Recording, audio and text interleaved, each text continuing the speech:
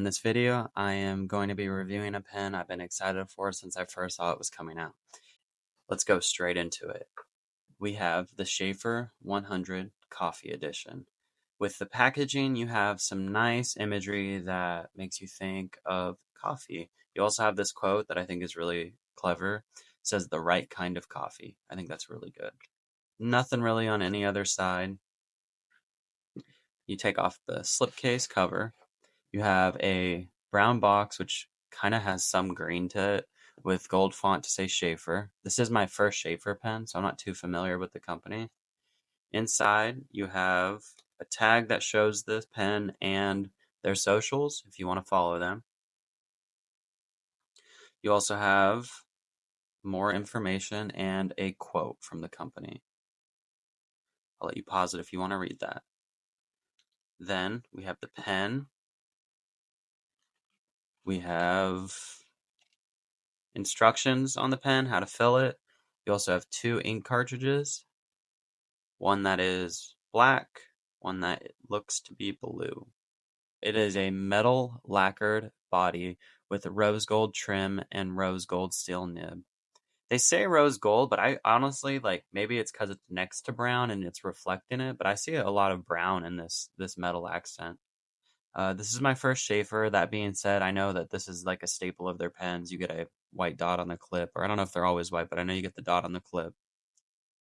The finial has, so I can get it to focus, a coffee cup with a heart. I'll show a bigger picture on the screen as well.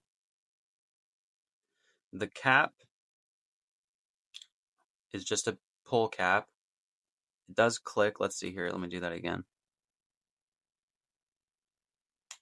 Okay. You have to close it with some intent. There's quite a bit of friction before it gets down right through here.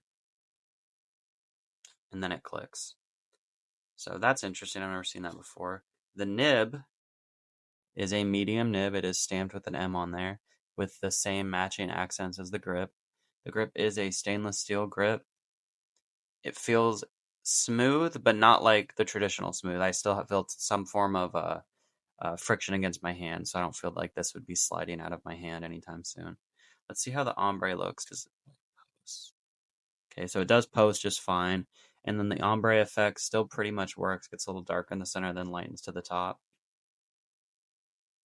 Before we go straight into the inking, I wanted to show you that the threads on here are also that same anodized metal that match the rest. The converter has like a tint to it. I don't know if that's how all of theirs look, but I'm thinking maybe it's because of the coffee vibe. They wanted to tint it a little bit. It also, I've never seen a converter like this. There's a post that sticks out from the inside of here. It goes into the converter. I've never seen one like that. I worry about it getting damaged, but it seems to slip on just fine and not have any give or anything. For inking, we're going to be using Lite by Sheaffer. This ink is for a tea, so maybe that's a bit sacrilegious, but I think it fits perfectly with the pen. And if you don't know, this is also a pen rest on these inks right here, which I'll show after I ink it up.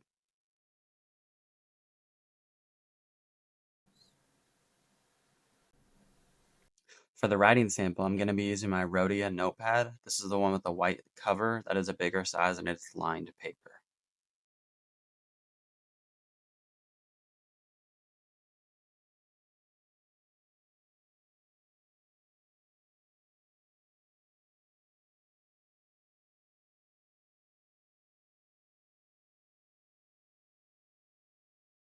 Let's try quick writing to see if this feed can keep up.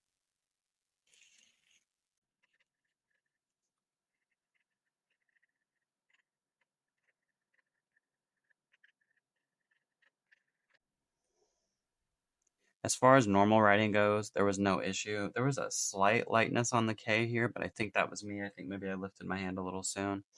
It does write pretty wet, especially when I'm applying pressure, and it could be the ink. It's not necessarily drying out. As far as quick writing goes, there's some faintness here, and you can kind of see it in certain spots. But really, I'm writing fast and big. I generally don't think you're going to be doing as much. But I don't know that it flat out died. It just went really faint, which again could maybe be my hand lifting. As far as the flex was concerned, there's really not anything to show. Again, this is a still nib, so you're not going to be seeing a lot to begin with. That's without pressure, that's with. This pen does write without much pressure at all. Just me holding it as light as I can, I'm still getting a line, which is really good. For size comparison, I have the Lamy Safari, the Sheaffer 100 pen itself, the Narwhal QS Pride pen, but this is the same size as their original, and the Lamy 2000. They're all very similar in length. The original is probably the one that's slightly bigger, but otherwise they're all about the same, near identical to the Lamy Safari when capped. For the uncapped comparison, the Sheaffer 100 is the shortest, but it's not by much, followed by the original and the Lamy 2000 and Safari being relatively similar, the Safari being the biggest though. When looking at them posted, the Sheaffer 100 is the smallest out of the four, followed by the Lamy 2000, then Safari, then original.